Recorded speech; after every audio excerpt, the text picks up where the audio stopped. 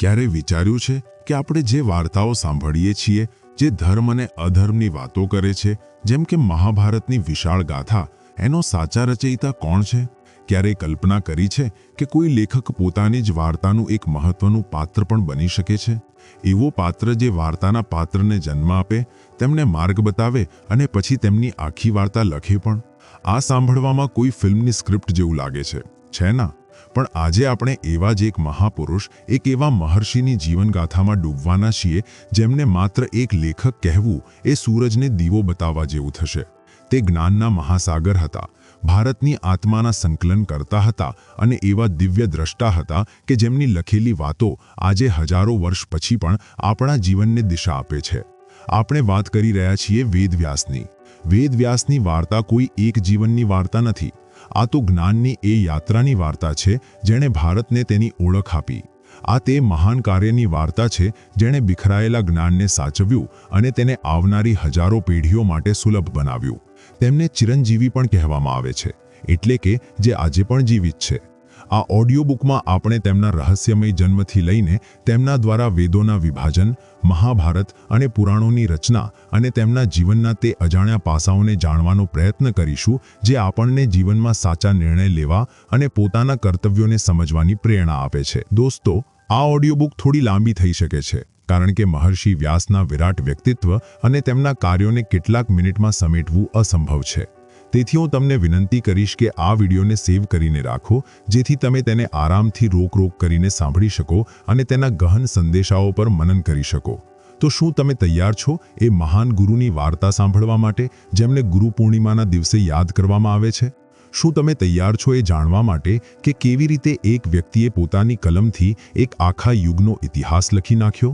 તો ચાલો આ રોમાંચક સફરની શરૂઆત કરીએ. અધ્યાય નંબર 1. એક રહસ્યમય જન્મ. નદીના દ્વીપ પર જન્મેલો એક યુગ.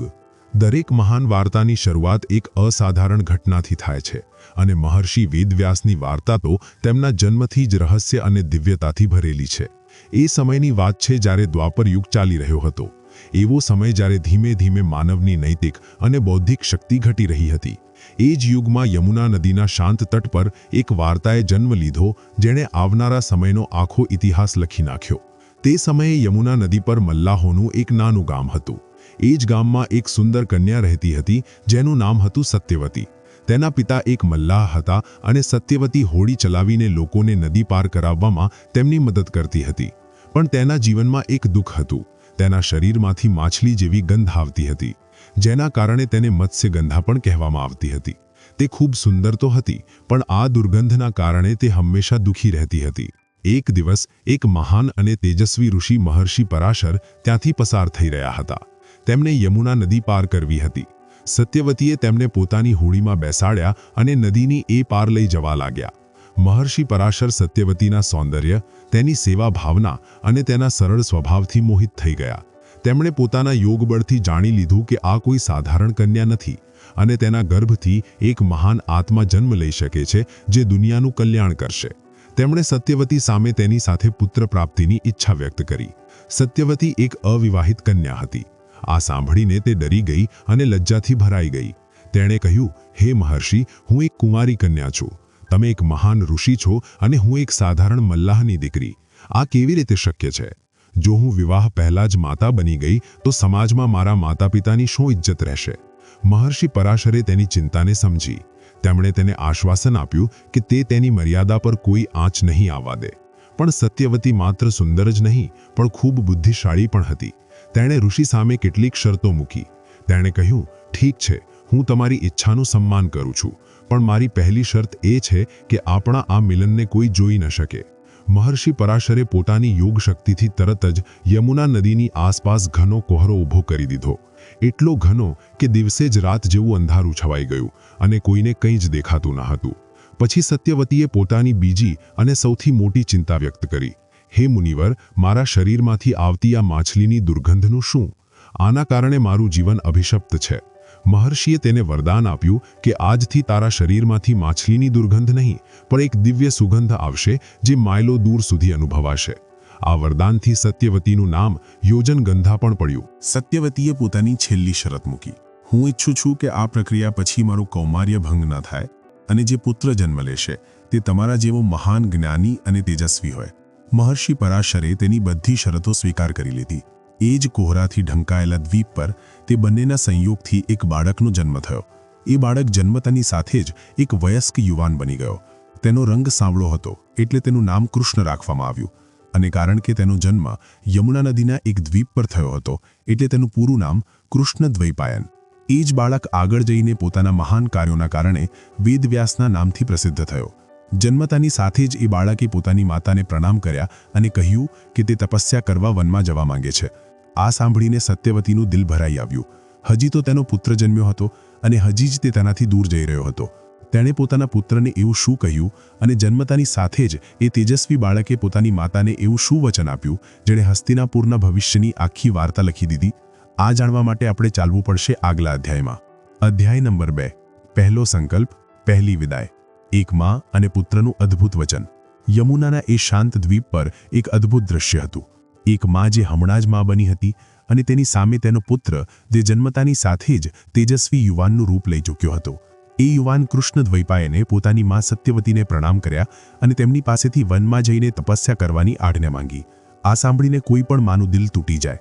સત્યવતીની આંખોમાં આંસુ આવી ગયા. તેણે કહ્યું, પુત્ર, મેં હમણાં જ તને પ્રાપ્ત કર્યો છે. તું હજીથી મને છોડીને કેમ જવા માંગે છે? હું તારા વિના કેવી રીતે રહીશ? કૃષ્ણ દ્વૈપાયન, જેમના ચહેરા પર અલૌકિક તેજ હતો, તેમણે પોતાની માને ખૂબ પ્રેમથી સમજાવ્યું. તેમણે કહ્યું, હે માં, મારો જન્મ કોઈ સાધારણ ઉદ્દેશ્ય માટે નથી થયો. મારે જ્ઞાન અને તપની શક્તિ પ્રાપ્ત કરવી છે, જેથી હું આવનારા સમયમાં માનવતાનું કલ્યાણ કરી શકું. એ માટે મારું વનમાં જવું જરૂરી છે. સત્યવતી પોતાના પુત્રના ચહેરા પર દ્રઢ સંકલ્પ અને દિવ્યતા જોઈ શકતી હતી. તે જાણતી હતી કે તે તેને રોકી નહીં શકે, પણ એક માનું દિલ તો આખરે માનું દિલ હોય છે. તેણે પોતાના આંસુ લૂછતા કહ્યું, ઠીક છે પુત્ર, હું તને નહીં રોકું. તું તારા મહાન ઉદ્દેશ્ય માટે જા, પણ મને એક વચન આપ. કૃષ્ણ દ્વૈપાયને પૂછ્યું, કહો માં, તમને કયું વચન જોઈએ? ત્યારે સત્યવતીએ જે કહ્યું એ તેમના દૂરદર્શી માતૃત્વનો પુરાવો હતો.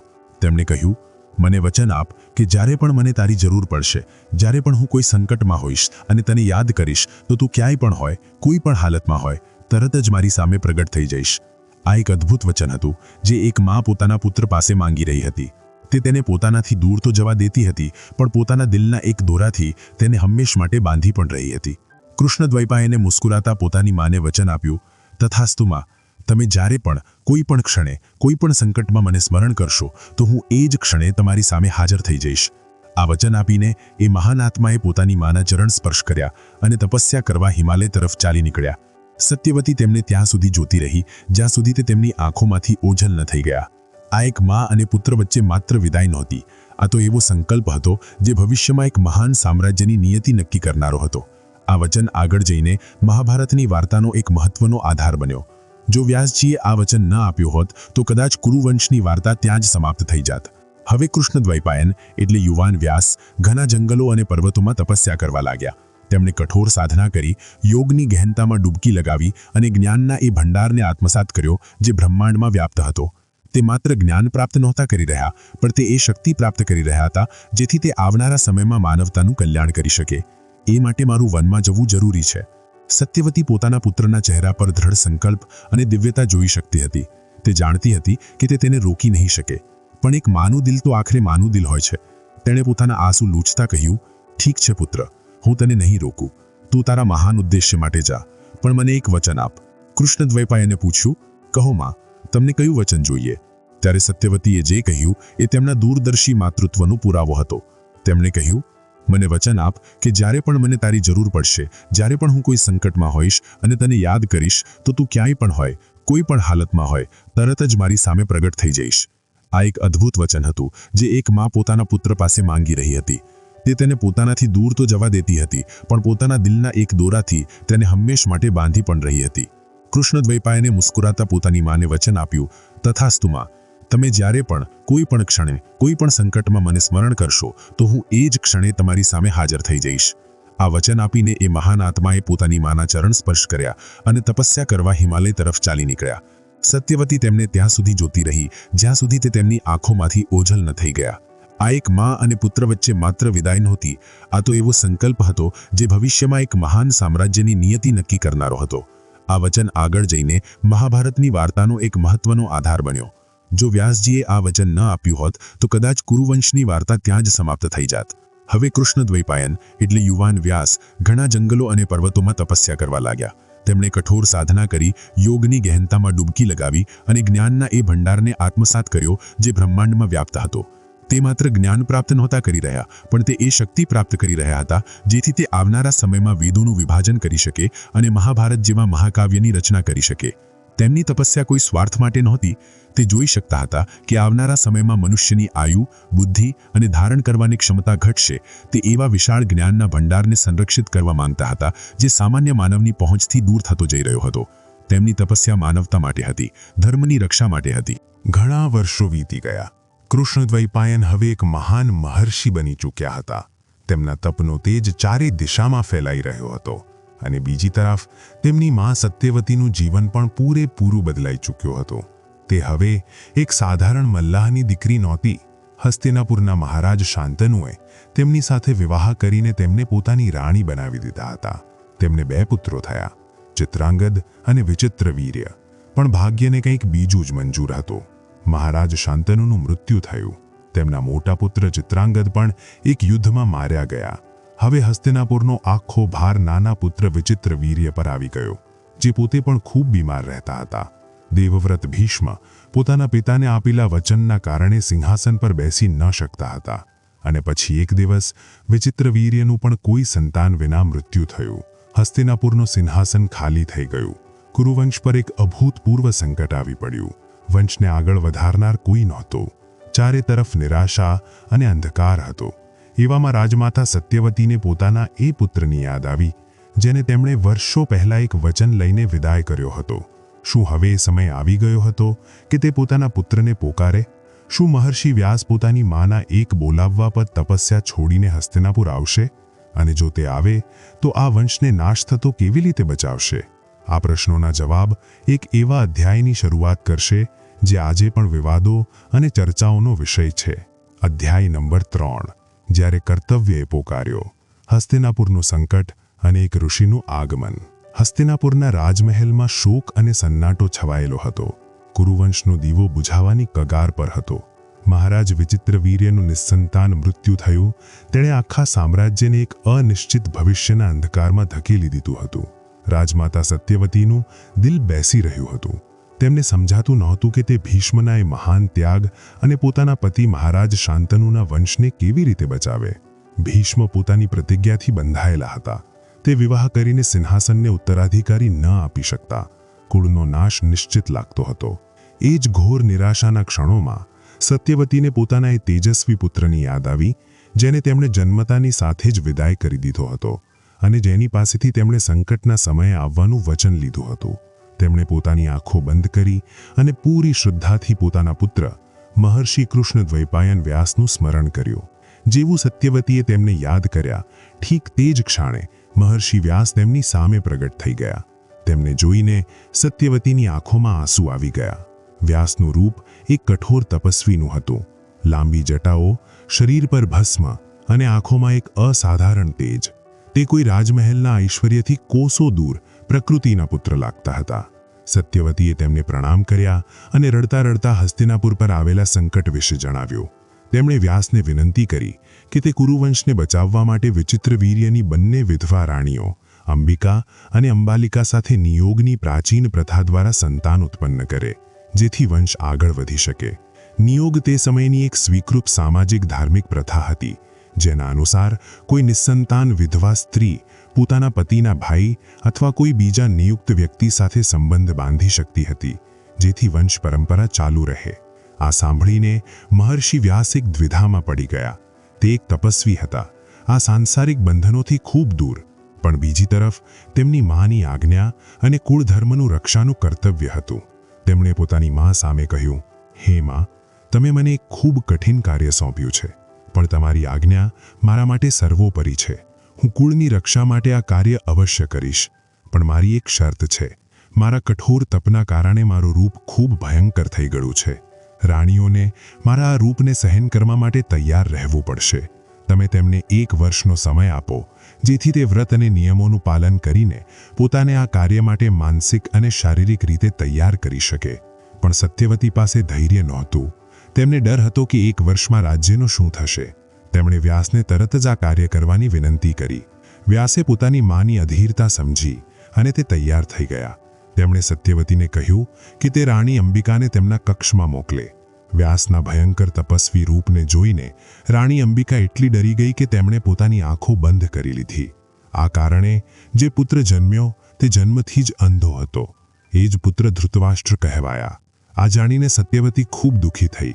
તેમણે વ્યાસ પાસે એક બીજા પુત્રની વિનંતી કરી. આ વખતે તેમણે નાની રાણી અંબાલિકાને મોકલી. પણ વ્યાસને જોઈને અંબાલિકા ભયથી પીડી પડી ગઈ. આ કારણે જે પુત્ર જન્મ્યો તે જન્મથી જ પીડિયાગ્રસ્ત અને કમજોર હતો. એ જ પુત્ર પાંડુ કહેવાયા. બે રાજકુમારોના જન્મ પછી પણ સત્યવતી સંતુષ્ટ નહોતી, કારણ કે એક આંધો હતો અને બીજો રોગી. તેમણે એકવાર ફરી વ્યાસ પાસે એક સ્વસ્થ પુત્રની વિનંતી કરી અને મોટી રાણી અંબિકાને ફરી મોકલવાનો નિર્ણય કર્યો.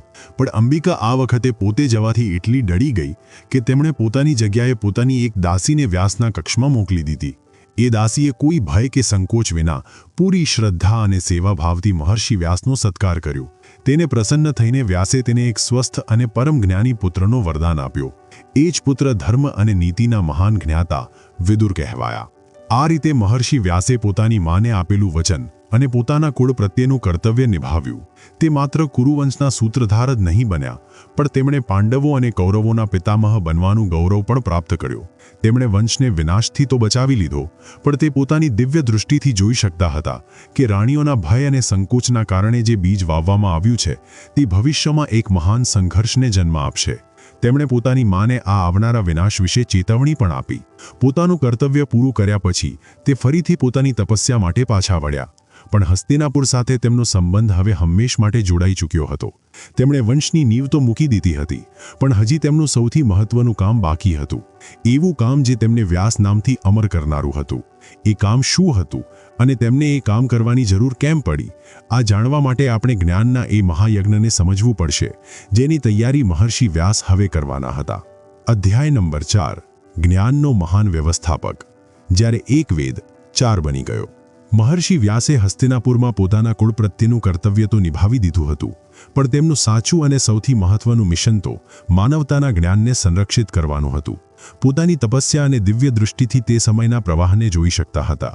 તેમણે જોયું કે જેમ જેમ કલયુગ નજીક આવી રહ્યો છે, તેમ તેમ માનવની ઉંમર, તેમની બુદ્ધિ, તેમની યાદશક્તિ અને તેમની નૈતિક શક્તિ ઘટતી જઈ રહી છે. સતયુગ અને ત્રેતાયુગમાં લોકોની ધારણ શક્તિ એટલી વધુ હતી કે તે એક જ વિશાળ જ્ઞાન રાશિ જેને વેદ કહેવામાં આવે છે તેને સરળતાથી યાદ રાખી શકતા હતા અને સમજી શકતા હતા. પણ દ્વાપર યુગના અંત સુધીમાં એ એક વ્યક્તિ માટે લગભગ અસંભવ થઈ ગયું હતું. વેદ કોઈ એક પુસ્તક નથી, એ જ્ઞાનનો એક અનંત સાગર છે, જેમાં મંત્રો, સૂક્તો, યજ્ઞની વિધિઓ અને બ્રહ્મજ્ઞાન બધું જ સમાવિષ્ટ છે. મહર્ષિ વ્યાસને ચિંતા થઈ કે જો આ જ્ઞાનને સરળ અને વ્યવસ્થિત ન કરવામાં આવે તો આ અમૂલ્ય વિરાસત સમય સાથે લુપ્ત થઈ જશે. આવનારી પેઢીઓ આ જ્ઞાનના પ્રકાશથી વંચિત રહી જશે. આ એક ખૂબ મોટી જવાબદારી હતી. જેમ એક વિશાળ લાઇબ્રેરીની હજારો પુસ્તકોને વિષય પ્રમાણે અલગ અલગ ભાગોમાં વહેંચીને વ્યવસ્થિત કરવું, જેથી કોઈ પણ વાચક સરળતાથી પોતાની જરૂરનું પુસ્તક શોધી શકે. એ જ મહાન ઉદ્દેશ્ય સાથે મહર્ષિ વ્યાસે એક અભૂતપૂર્વ કાર્ય શરૂ કર્યું. એવું કાર્ય જેણે તેમને હંમેશ માટે વેદ વ્યાસનું નામ આપ્યું. વ્યાસ શબ્દનો અર્થ જ થાય છે વિભાજિત કરનાર, સંપાદિત કરનાર કે વ્યવસ્થિત કરનાર. તેમણે એક વિશાળ વેદ રાશિને તેની પ્રકૃતિ અને ઉપયોગિતાના આધારે 4 અલગ અલગ ભાગોમાં વિભાજિત કરી. પહેલો ભાગ હતો ઋગ્વેદ. તેમાં દેવતાઓની સ્તુતિ કરતા મંત્રો અને ઋચાઓને એકઠા કરવામાં આવ્યા. આ જ્ઞાનનો સૌથી પ્રાચીન અને મૂળભૂત ભાગ છે, જે બતાવે છે કે સૃષ્ટિની વિવિધ શક્તિઓની પ્રાર્થના કેવી રીતે કરવી. બીજો ભાગ હતો યજુર્વેદ. તેમાં યજ્ઞ કરવાની પ્રક્રિયા અને તેમાં વપરાતા ગદ્યાત્મક મંત્રોને સંકલિત કરવામાં આવ્યા. આ કર્મકાંડનો વેદ છે, જે આપણને શીખવે છે કે એ સ્તુતિઓને વ્યાવહારિક રૂપમાં કેવી રીતે લાવવી, યજ્ઞ કેવી રીતે સંપન્ન કરવા. ત્રીજો ભાગ હતો સામવેદ. તેમાં એ મંત્રોને મૂકવામાં આવ્યા જે યજ્ઞના સમયે ગાવાતા હતા. આ સંગીત અને ભક્તિનો વેદ છે. તેની મોટા ભાગની ઋચાઓ ઋગ્વેદમાંથી જ લેવામાં આવી છે, પણ તેમને ગાવા યોગ્ય બહોળી બનાવવા માટે એક સંગીતાત્મક રૂપ આપવામાં આવ્યું છે. અને ચોથો ભાગ હતો અથર્વવેદ. તેમાં સામાન્ય માનવના રોજિંદા જીવન સાથે જોડાયેલી વસ્તુઓ જેમ કે ઔષધિ, આયુર્વેદ, તંત્ર, સમાજના નિયમો અને અહીં સુધી કે ભૌતિક વિજ્ઞાન સાથે જોડાયેલું જ્ઞાન પણ સંકલિત કરવામાં આવ્યું. આ લોકજીવનનો વેદ હતો, જે માનવને તેના ભૌતિક અને સામાજિક જીવનમાં આવતી સમસ્યાઓનો ઉકેલ આપે છે. આ રીતે એક જ જ્ઞાન સાગરને 4 અલગ અલગ નદીઓમાં પ્રવાહિત કરી દેવામાં આવ્યો, જેથી અલગ અલગ રુચિ અને ક્ષમતા ધરાવતા લોકો પોતપોતાની જરૂરિયાત પ્રમાણે જ્ઞાન પ્રાપ્ત કરી શકે. આ જ્ઞાનલા વ્યવસ્થાપન એટલે કે નોલેજ મેનેજમેન્ટનું સૌથી મોટું અને કદાચ સૌથી પહેલું ઉદાહરણ હતું. આ બતાવે છે કે મહર્ષિ વ્યાસ કેટલા દૂરદર્શી હતા. તે જાણતા હતા કે જ્ઞાનને માત્ર એકઠું કરવું પૂરતું નથી, તેને ઉપયોગી અને સુલભ બહોળવું પણ એટલું જ જરૂરી છે. પણ તેમનું કામ અહીં સમાપ્ત નહોતું થયું. વેદોને 4 ભાગોમાં વહેંચ્યા પછી તેમણે એ સુનિશ્ચિત કર્યું કે આ જ્ઞાનની પરંપરા આગળ પણ ચાલુ રહે. તેમણે પોતાના 4 સૌથી યોગ્ય શિષ્યોને બોલાવ્યા અને તેમને એક વેદની જવાબદારી સોંપી. તેમણે પૈલ મુનિને ઋગ્વેદ, વૈશંપાયનને યજુર્વેદ, જૈમિનીને સામવેદ અને સુમંતુને અથર્વવેદ શીખવ્યા અને તેમણે આદેશ આપ્યો કે તે આ જ્ઞાનને પોતાના શિષ્યો સુધી પહોંચાડે. આ રીતે તેમણે ગુરુ શિષ્ય પરંપરાની એક એવી મજબૂત શૃંખલા બનાવી કે જેના કારણે આ વૈદિક જ્ઞાન હજારો વર્ષો પછી પણ કોઈ લેખિત રૂપ વિના માત્ર મૌખિક પરંપરાથી જ આપણા સુધી સુરક્ષિત પહોંચી શક્યું. આ મહર્ષિ વ્યાસનું માનવતા પર સૌથી મહાન ઉપકાર હતો. તેમણે જ જ્ઞાનના દીવાને કલયુગના તોફાનમાં બુઝાતો બચાવી લીધો. તેમણે ભારતીય સંસ્કૃતિ અને સભ્યતાની નીંવને હંમેશ માટે મજબૂત કરી દીધી.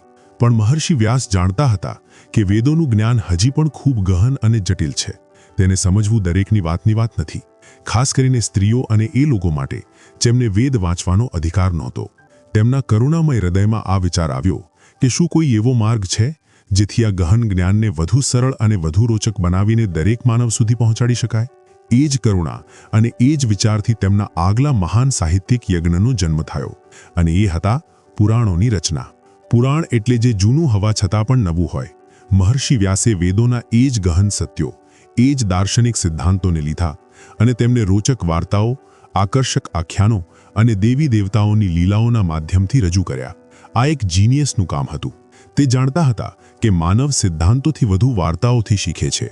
એક જટિલ દાર્શનિક વાત કદાચ આપણને યાદ ન રહે, પણ એ વાતને સમજાવતી એક વાર્તા આપણા દિલ અને દિમાગમાં હંમેશ માટે વસી જાય છે. પુરાણોનો ઉદ્દેશ્ય એ જ હતો, વાર્તાઓના માધ્યમથી સામાન્ય માનવને ધર્મ, કર્મ, ભક્તિ, નૈતિકતા અને જીવનના મૂલ્યોની શિક્ષા આપવી. તેમણે કુલ 18 મુખ્ય પુરાણોની રચના કરી. આ પુરાણોને પણ તેમણે 3 શ્રેણીઓમાં વહેંચ્યા. કેટલાક પુરાણ જેમ કે વિષ્ણુ પુરાણ, નારદ પુરાણ, ભાગવત પુરાણ, ગરુડ પુરાણ, પદ્મ પુરાણ અને વરાહ પુરાણ સાત્વિક પ્રકૃતિના છે, જે સત્ય, જ્ઞાન અને ભક્તિ પર ભાર મૂકે છે અને ભગવાન વિષ્ણુની મહિમાનું ગાન કરે છે. કેટલાક પુરાણ જેમ કે બ્રહ્માંડ પુરાણ, બ્રહ્મવૈવર્ત પુરાણ, માર્કંડેય પુરાણ, ભવિષ્ય પુરાણ, વામન પુરાણ અને બ્રહ્મ પુરાણ રાજસિક પ્રકૃતિના છે, જે સૃષ્ટિની રચના, કર્મકાંડ અને ભગવાન બ્રહ્મા સાથે જોડાયેલી લીલાઓનું વર્ણન કરે છે. અને કેટલાક પુરાણ જેમ કે શિવ પુરાણ, લિંગ પુરાણ, સ્કંદ પુરાણ, અગ્નિ પુરાણ, મત્સ્ય પુરાણ અને કુર્મ પુરાણ તામસિક પ્રકૃતિના છે, જે ભગવાન શિવ, શક્તિ, વૈરાગ્ય અને તંત્ર સાથે જોડાયેલા વિષયો પર કેન્દ્રિત છે. અહીં તામસિકનો અર્થ નકારાત્મક નહીં, પણ શક્તિ અને સંહાર સાથે જોડાયેલા પાસાઓથી છે. આ પુરાણોમાં શું છે?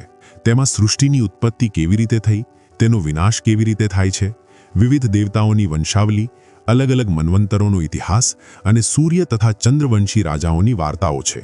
તેમાં ભૂગોળ છે, ખગોળ વિજ્ઞાન છે, જ્યોતિષ છે, આયુર્વેદ છે અને સમાજમાં રહેવા માટે નૈતિક નિયમો પણ છે. શ્રીમદ ભાગવત પુરાણમાં ભગવાન કૃષ્ણની મનમોહક લીલાઓના માધ્યમથી ભક્તિના સર્વોચ્ચ રૂપને સમજાવવામાં આવ્યું છે. તો શિવ પુરાણમાં ભગવાન શિવના વૈરાગી અને ગૃહસ્થ બંને રૂપોનું અદ્ભુત વર્ણન કર્યું છે. ગરુડ પુરાણમાં મૃત્યુ પછી આત્માની યાત્રા અને કર્મોના ફળ વિશે કહેવામાં આવ્યું છે. તો અગ્નિ પુરાણને એક પ્રકારનો હિન્દુ વિશ્વકોશ કહી શકાય, જેમાં દરેક વિષયની માહિતી છે. પુરાણોની રચના કરીને મહર્ષિ વ્યાસે ભારતીય સમાજ પર એક ખૂબ મોટો ઉપકાર કર્યો. તેમણે ધર્મને મંદિરો અને યજ્ઞશાળાઓમાંથી કાઢીને સામાન્ય માનવના ઘર સુધી પહોંચાડી દીધો. આજે પણ આપણા ઘરોમાં જે કથાઓ થાય છે, જે વ્રત રાખવામાં આવે છે, જે તીજ તહેવારો ઉજવવામાં આવે છે, તેમાંથી મોટા ભાગની જડો આ જ પુરાણોમાં છે. તેમણે એવું માધ્યમ બનાવ્યું જેથી પેઢી દર પેઢી આપણી સંસ્કૃતિ, આપણી પરંપરાઓ અને આપણા નૈતિક મૂલ્યો જીવંત રહે. તેમણે એ સુનિશ્ચિત કર્યું કે કોઈ પણ ભારતીય પોતાના ધર્મની મૂળ વાતોથી અજાણ ન રહે. કોમેન્ટ્સમાં અમને જરૂર જણાવજો કે તમે આમાંથી કયા પુરાણની કથા સાંભળી છે કે વાંચી છે અને તેની કઈ વાત તમને સૌથી વધુ પસંદ આવી. વેદોનું વિભાજન અને પુરાણોની રચના પછી પણ મહર્ષિ વ્યાસને લાગ્યું કે તેમનું કામ હજી અધૂરું છે. તેમના મનમાં એક બેચેની હતી. તે જોઈ રહ્યા હતા કે તેમના પોતાના જ કુળ કુરુવંશમાં અધર્મ અને અન્યાય વધી રહ્યો છે. તે પોતાની દિવ્ય દૃષ્ટિથી ભવિષ્યમાં થનારા એક ભયાનક મહાવિનાશને જોઈ શકતા હતા. તેમને લાગ્યું કે માત્ર સિદ્ધાંતો અને જૂની વાર્તાઓ કહેવાથી કામ નહીં ચાલે. તેમને પોતાના સમયની સત્યતાને, પોતાના સમયના ઇતિહાસને લખવો પડશે. તેમણે એવું મહાકાવ્ય રચવું પડશે જે માત્ર એક વાર્તા ન હોય, પણ ધર્મ, અધર્મ, ન્યાય, અન્યાય, કર્તવ્ય અને લાગણીઓનો એક જીવંત દસ્તાવેજ હોય. અને એ જ બેચેની અને એ જ સંકલ્પથી એ મહાકાવ્યનો જન્મ થવાનો હતો, જેને દુનિયા મહાભારતના નામથી ઓળખે છે. પણ આ મહાકાવ્યને લખવાનો વિચાર તેમના મનમાં કેવી રીતે આવ્યો અને તેને લખવામાં તેમને કયા દિવ્ય સહાયકની જરૂર પડી, આ એક બીજી રોચક વાર્તા છે, જેને આપણે આગલા અધ્યાયમાં જાણીશું. અધ્યાય નંબર 6. જ્યારે ઇતિહાસ મહાકાવ્ય બન્યો.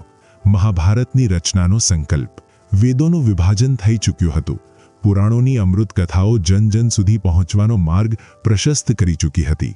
મહર્ષિ વ્યાસ સરસ્વતી નદીના કિનારે પોતાના શાંત આશ્રમમાં રહેતા હતા.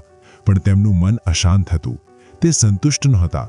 તેમને લાગી રહ્યું હતું કે હજી પણ કંઈક છૂટી રહ્યું છે.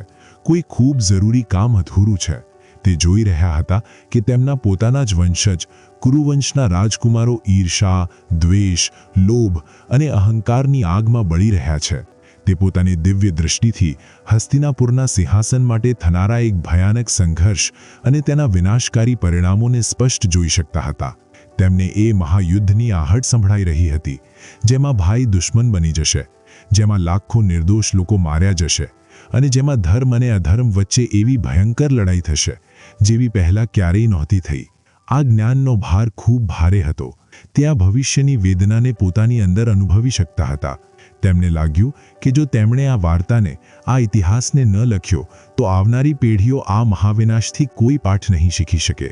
તે ઈચ્છતા હતા કે લોકો જાણે કે કેવી રીતે નાના નાના સ્વાર્થ, અહંકાર અને અન્યાય એક આખા કુળનો, એક આખી સભ્યતાનો નાશ કરી શકે છે. તે માત્ર એક વાર્તા જ નહોતા લખવા માંગતા, પણ તે એવો પંચમ વેદ રચવા માંગતા હતા જે દરેક માનવને, પછી તે કોઈ પણ વર્ણ કે આશ્રમનો હોય, ધર્મના દરેક પાસાને સમજાવી શકે. એવો ગ્રંથ જે જીવનનું વિશ્વકોશ હોય, જેમાં રાજનીતિ, સમાજ, દર્શન, યુદ્ધ, પ્રેમ, ઘૃણા, દરેક માનવીય લાગણી અને દરેક પરિસ્થિતિ માટે માર્ગદર્શન હોય.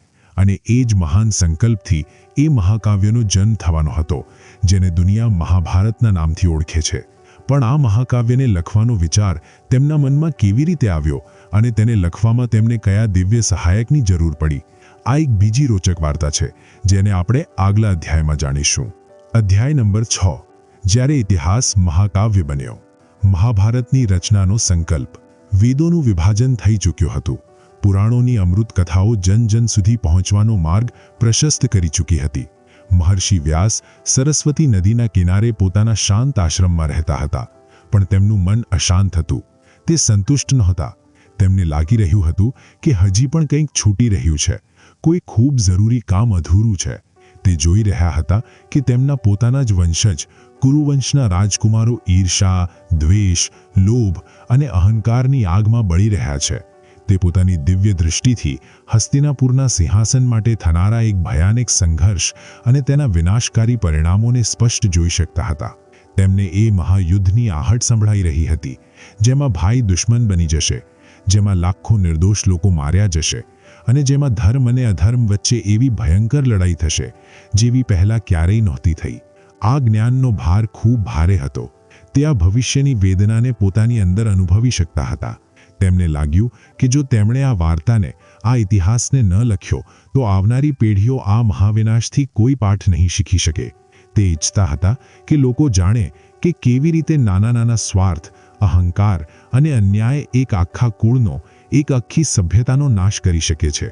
તે માત્ર એક વાર્તા જ નહોતા લખવા માંગતા, પણ તે એવો પંચમ વેદ રચવા માંગતા હતા જે દરેક માનવને, પછી તે કોઈ પણ વર્ણ કે આશ્રમનો હોય, ધર્મના દરેક પાસાને સમજાવી શકે.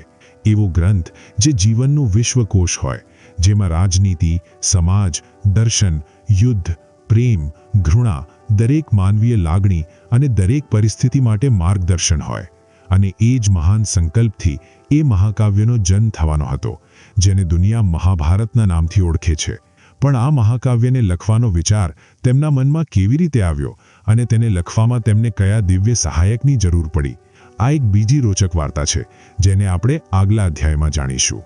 બ્રહ્માજીની સલાહ સાંભળીને મહર્ષિ વ્યાસને ખૂબ આનંદ થયો.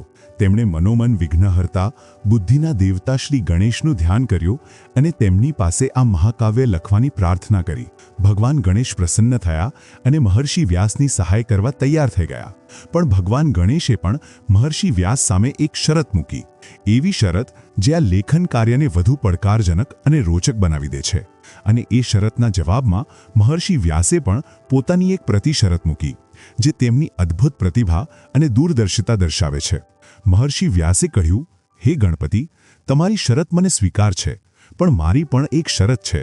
તમે કોઈ પણ શ્લોકને અર્થ સમજ્યા વિના નહીં લખો. તમારે દરેક શ્લોકના દરેક શબ્દનો અર્થ સમજીને જ તેને લખવું પડશે. ભગવાન ગણેશ, જે પોતે બુદ્ધિના દેવતા હતા, તે આ શરત સાંભળીને મુસ્કુરાયા અને તેમણે તેને આનંદથી સ્વીકાર કરી લીધી. આ રીતે લેખક અને લિપિકાર વચ્ચે એક અદ્ભુત કરાર થયો. આ કરાર માત્ર શરતો નહોતી, પણ એ જ્ઞાનના આદાન પ્રદાનના સૌથી મહત્વના સિદ્ધાંતને સ્થાપિત કરી રહી હતી. એ બતાવી રહી હતી કે સાચું જ્ઞાન માત્ર બોલવું કે લખવું નથી, પણ તેને ગહેનતાથી સમજવું અને આત્મસાત કરવું છે. અને પછી એ ઐતિહાસિક ક્ષણ આવી. મહર્ષિ વ્યાસે આંખો બંધ કરી અને પોતાના માનસમાં રચેલા એ મહાસાગર જેવા મહાકાવ્યને બોલવાનું શરૂ કર્યું, અને ભગવાન ગણેશે પોતાની દિવ્ય લેખનીથી તેને તાડપત્રો પર અંકિત કરવાનું શરૂ કરી દીધું. મહર્ષિ વ્યાસ અવિરલ ધારા જેવા શ્લોકો બોલતા જતા અને ભગવાન ગણેશ એટલી જ ઝડપે તેને લખતા જતા. પણ મહર્ષિ વ્યાસની શરત હવે તેમના કામ આવી રહી હતી. જ્યારે પણ તેમને થોડો આરામ કરવા કે આગલા શ્લોકો વિશે વિચારવા માટે સમયની જરૂર પડતી, તો તે વચ્ચે વચ્ચે એક ખૂબ જ જટિલ અને ગહન અર્થવાળો શ્લોક બોલી દેતા. આ શ્લોકોને વ્યાસકૂટ કહેવામાં આવે છે. આ જટિલ શ્લોકોને સમજવામાં અને તેમનો અર્થ કાઢવામાં ભગવાન ગણેશને થોડો સમય લાગતો, અને જ્યાં સુધી તે તેનો અર્થ સમજીને લખતા, ત્યાં સુધીમાં મહર્ષિ વ્યાસને આરામ કરવા અને પોતાના મનમાં હજારો નવા શ્લોક તૈયાર કરવાનો પૂરતો સમય મળી જતો. આ એક અદ્ભુત દ્રશ્ય હતું. એક તરફ જ્ઞાનનો મહાસાગર વહી રહ્યો હતો, અને બીજી તરફ બુદ્ધિના દેવતા તેને પોતાની સમજની અંજલિમાં ભરીને અંકિત કરી રહ્યા હતા. આ માત્ર એક લેખનનું કાર્ય નહોતું, આ બે મહાન ચેતનાઓ વચ્ચેનો એક સંવાદ હતો. આ પ્રક્રિયા લગભગ 3 વર્ષ સુધી ચાલી. આ 3 વર્ષોમાં મહર્ષિ વ્યાસે માનવતાને એ અમૂલ્ય નિધિ આપી, જેને આપણે આજે મહાભારતના નામથી ઓળખીએ છીએ. આ ગ્રંથ માત્ર કૌરવો અને પાંડવોની વાર્તા નથી. આ ધર્મ, અર્થ, કામ અને મોક્ષ એ ચારે પુરુષાર્થોનો એક વિશ્વકોશ છે. તેમાં ભગવદ્ ગીતા જેવું દિવ્ય જ્ઞાન છે, જે ભગવાન કૃષ્ણે સીધું જ અર્જુનને આપ્યું. તેમાં વિદુર નીતિ જેવું વ્યવહારિક જ્ઞાન છે, અને ભીષ્મ પિતામહના શાંતિ પર્વમાં આપેલો રાજધર્મ અને મોક્ષ ધર્મનો ઉપદેશ પણ છે. મહાભારતની રચના એ પણ શીખવે છે કે કોઈ પણ મહાન કાર્ય માટે સહયોગ અને સમજણ કેટલી જરૂરી છે. વ્યાસ અને ગણેશની આ જુગલબંધી એક આદર્શ ટીમવર્કનું ઉદાહરણ છે. વ્યાસજી જો ગણેશજીની શરતથી ગભરાઈ જાત, અથવા ગણેશજી વ્યાસજીની શરતને પોતાના અહંકાર પર લઈ લેત, તો આ મહાન ગ્રંથ ક્યારેય લખાયો ના હોત.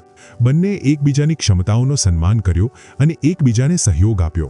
આ આપણને શીખવે છે કે જીવનમાં જ્યારે આપણે કોઈ મહત્વનું લક્ષ્ય લઈને ચાલીએ છીએ, ત્યારે આપણે પણ એવા સહયોગીઓ શોધવા જોઈએ અને પોતે પણ એક સારો સહયોગી બનવું જોઈએ, જે માત્ર સાંભળે જ નહીં પણ સમજે પણ ખરા. મહાભારતની રચના પૂરી થઈ ચૂકી હતી. માનવતાના ઇતિહાસનું સૌથી મોટું મહાકાવ્ય હવે સાકાર રૂપ લઈ ચૂક્યું હતું. મહર્ષિ વ્યાસે પોતાનો સંકલ્પ પૂરો કરી લીધો હતો, પણ વાર્તા અહીં સમાપ્ત નથી થતી. મહર્ષિ વ્યાસ માત્ર આ મહાકાવ્યના લેખક જ નહોતા, તેમના એક મુખ્ય પાત્ર પણ હતા. તે એક પિતામહ હતા, એક માર્ગદર્શક હતા, એક ભવિષ્યવક્તા હતા. તેમણે માત્ર વાર્તા લખી નહોતી, પણ એ વાર્તાને જીવી પણ હતી. એક લેખક તરીકે પોતાની જ વાર્તાનું પાત્ર બનવું, પોતાના જ ઘડેલા પાત્રોને દુઃખ ભોગવતા જોવું, એ કેટલું પીડાદાયક રહ્યું હશે. લેખક અને પાત્રની આ દ્વૈત ભૂમિકાને તેમણે કેવી રીતે નિભાવી, એ આપણે આગલા અધ્યાયમાં જાણીશું. અધ્યાય નંબર 8. જ્યારે લેખક પોતે પાત્ર બન્યો. વાર્તાની અંદરનો નિર્દેશક. મહાભારતની રચના કરીને મહર્ષિ વ્યાસે પોતાને માત્ર એક લેખકની ભૂમિકા સુધી મર્યાદિત નહોતા રાખ્યા. તે આ મહાકાવ્યના માત્ર દ્રષ્ટા નહોતા, પણ એક સક્રિય અને મહત્વનો પાત્ર હતા. આ મહાભારતની સૌથી અનોખી અને ગહન વાતોમાંની એક છે કે તેનો રચયિતા પોતે પોતાની જ વાર્તાના દરેક મોડ પર હાજર છે. તે માત્ર ઇતિહાસ લખી નહોતા રહ્યા, તે ઇતિહાસને બનતો જોઈ રહ્યા હતા અને જ્યાં જરૂર પડતી ત્યાં હસ્તક્ષેપ કરીને તેને સાચી દિશા આપવાનો પ્રયત્ન પણ કરી રહ્યા હતા.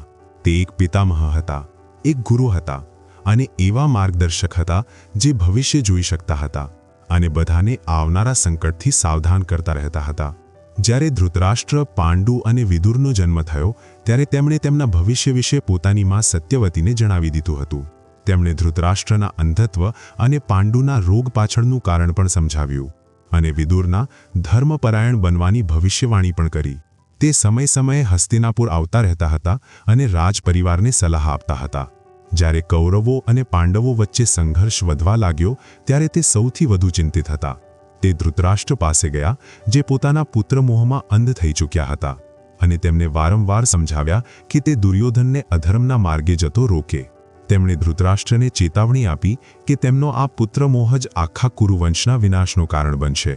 પણ ધૃતરાષ્ટ્રે તેમની એક ન સાંભળી. મહર્ષિ વ્યાસ માત્ર સલાહ જ નહોતા આપતા, પણ તે પોતાની શક્તિઓથી આગળ વધારવામાં પણ મદદ કરતા હતા. જ્યારે મહાભારતનું યુદ્ધ નિશ્ચિત થઈ ગયું ત્યારે તે ધૃતરાષ્ટ્ર પાસે પહોંચ્યા. ધૃતરાષ્ટ્રે યુદ્ધ જોવાની ઈચ્છા વ્યક્ત કરી. વ્યાસજીએ કહ્યું કે હું તમને દિવ્ય દૃષ્ટિ આપી શકું છું, પણ હું નથી ઈચ્છતો કે તમે પોતાના પુત્રોને આ રીતે મરતા જોવો. એ તમારા માટે અસહ્ય હશે, પણ જો તમે ઈચ્છો તો હું તમારા સારથી સંજયને આ દિવ્ય દૃષ્ટિ આપી શકું છું. તે યુદ્ધના મેદાનમાં થતી દરેક ઘટનાને મહેલમાં બેઠા બેઠા જ જોઈ શકશે અને તમને તેનું વર્ણન સંભળાવશે. ધૃતરાષ્ટ્ર માની ગયા અને એ જ દિવ્ય દૃષ્ટિના કારણે જ આજે આપણે ભગવદ્ ગીતા અને મહાભારત યુદ્ધનું એટલું જીવંત વર્ણન સાંભળી શકીએ છીએ. આ વ્યાસજીનું જ એક પ્રકારનું લાઈવ ટેલિકાસ્ટનું આયોજન હતું. આખા યુદ્ધ દરમિયાન તે પાંડવોના દુઃખમાં તેમની સાથે ઊભા રહ્યા. જ્યારે અભિમન્યુની અધર્મથી હત્યા થઈ અને અર્જુને જયદ્રથને મારવાની પ્રતિજ્ઞા લીધી ત્યારે પાંડવોના શિબિરમાં નિરાશા છવાઈ ગઈ હતી. ત્યારે વ્યાસજીએ ત્યાં પહોંચીને યુધિષ્ઠિરને ભગવાન શિવના પાશુપતાસ્ત્રનું જ્ઞાન આપ્યું અને તેમનો હોંસલો વધાર્યો. તે જાણતા હતા કે ધર્મ પાંડવોની સાથે છે, પણ તે એ પણ જાણતા હતા કે યુદ્ધનું પરિણામ કેટલું ભયાનક હશે. યુદ્ધ સમાપ્ત થયા પછી જ્યારે અશ્વત્થામાએ રાત્રે સૂતેલા પાંડવોના પુત્રોની હત્યા કરી અને ઉત્તરાના ગર્ભમાં પલતા છેલ્લા વંશજ પરીક્ષિત પર બ્રહ્માસ્ત્ર ચલાવ્યું ત્યારે પણ વ્યાસજીએ જ ભગવાન કૃષ્ણ સાથે મળીને એ બાળકની રક્ષા કરી. એક લેખક માટે પોતાની જ વાર્તાના પાત્રોને આટલું કષ્ટ સહેતા જોવું કેટલું મુશ્કેલ રહ્યું હશે એની આપણે માત્ર કલ્પના જ કરી શકીએ. તે જોઈ રહ્યા હતા કે કેવી રીતે તેમના પોતાના જ વંશજ એકબીજાના લોહીના તરસ્યા બની ગયા છે. તે ઈચ્છતા તો પોતાની દિવ્ય શક્તિથી યુદ્ધને રોકી શકતા હતા, પણ તેમણે એવું ન કર્યું. કેમ? કારણ કે તે જાણતા હતા કે દરેક વ્યક્તિએ પોતાના કર્મોનું ફળ ભોગવવું જ પડે છે. તે એક માર્ગદર્શક તરીકે માર્ગ બતાવી શકતા હતા, પણ એ માર્ગ પર ચાલવું કે ન ચાલવું એ દરેક વ્યક્તિની પોતાની સ્વતંત્ર ઈચ્છા પર નિર્ભર હતું.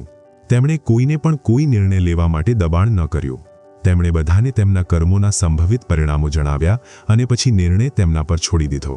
આ આપણને શીખવે છે કે એક સાચો ગુરુ કે માર્ગદર્શક આપણને આંગળી પકડીને ચલાવતો નથી, પણ તે આપણને એટલા સક્ષમ બનાવી દે છે કે આપણે પોતાના નિર્ણયો પોતે લઈએ અને તેની જવાબદારી પણ ઉઠાવીએ. પણ આ મહાન લેખક અને પાત્રની સૌથી મોટી કસોટી તો હજી બાકી હતી. યુદ્ધ પૂરું થઈ ચૂક્યું હતું. હસ્તિનાપુરની ગલીઓમાં વિધવાઓનો વિલાપ ગુંજી રહ્યો હતો. ચારે તરફ વિનાશ અને પીડા હતી.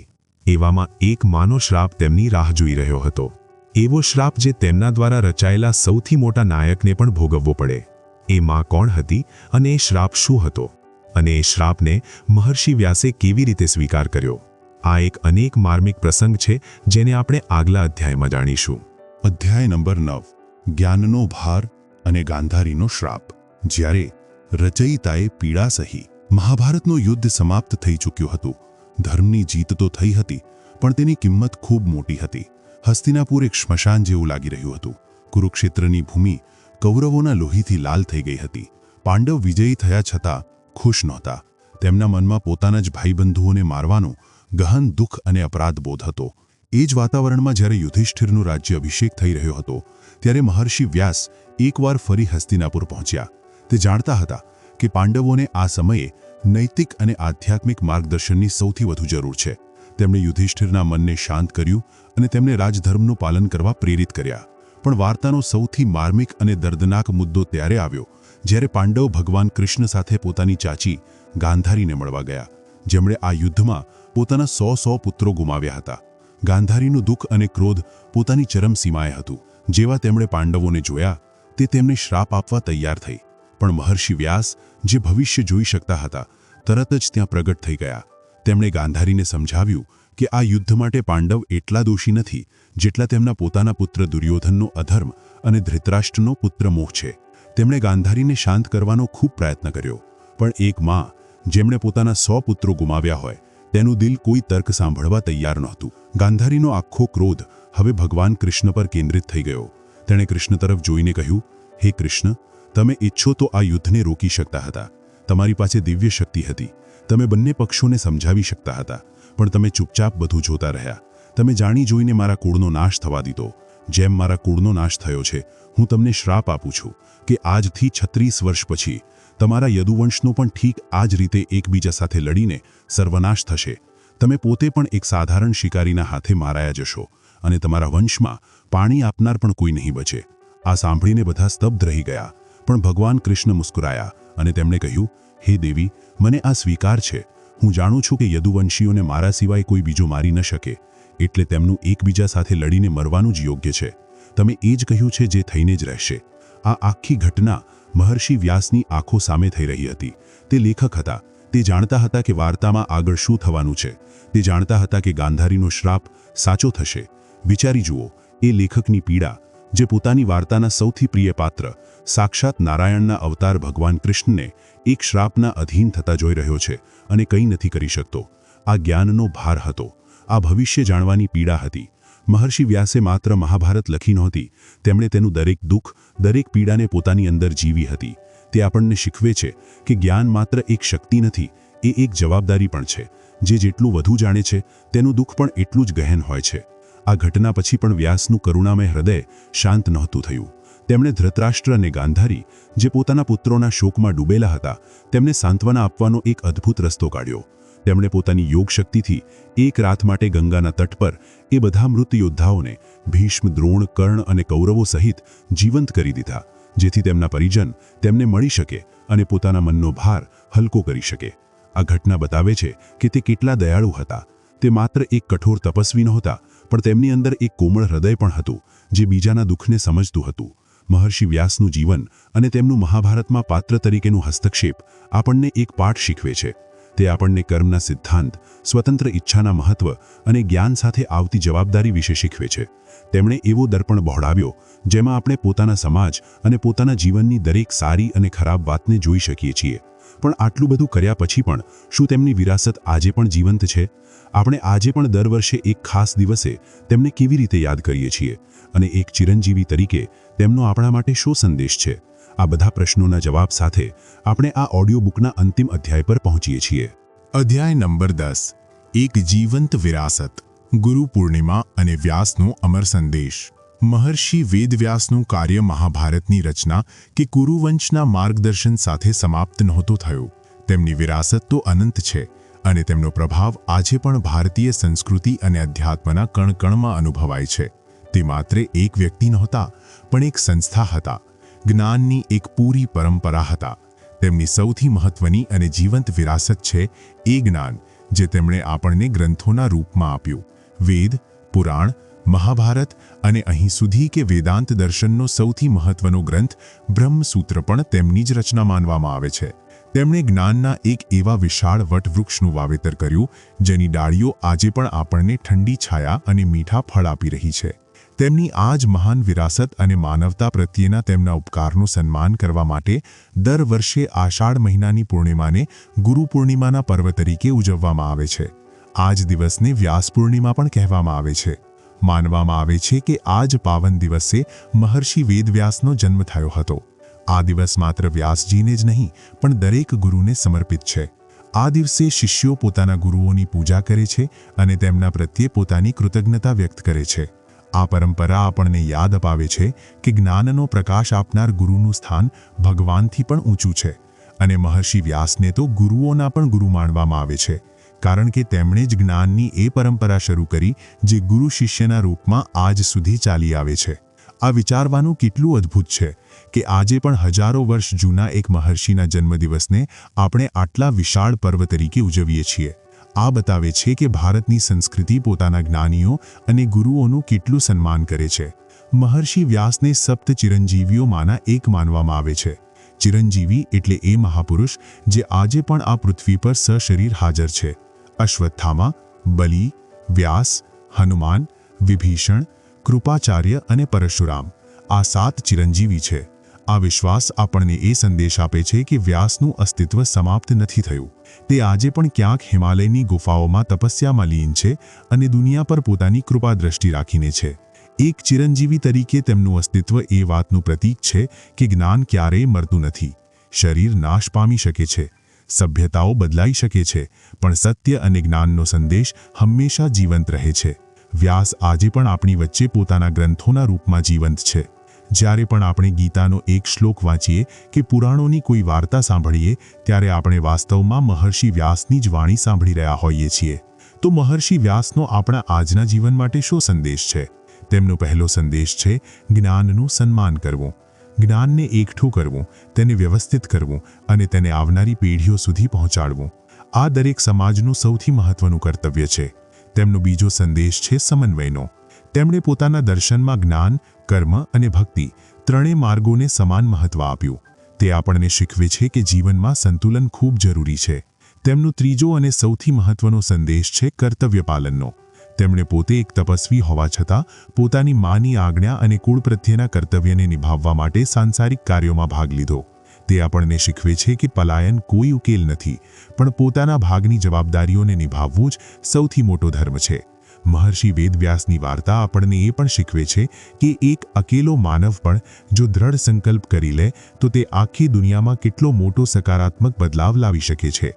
તેમણે પોતાની દૂરદર્શિતા અને અથાક પરિશ્રમથી ભારતીય સંસ્કૃતિની નીંવને એટલી મજબૂત કરી દીધી કે તોફાનો પણ તેને હલાવી ન શક્યા.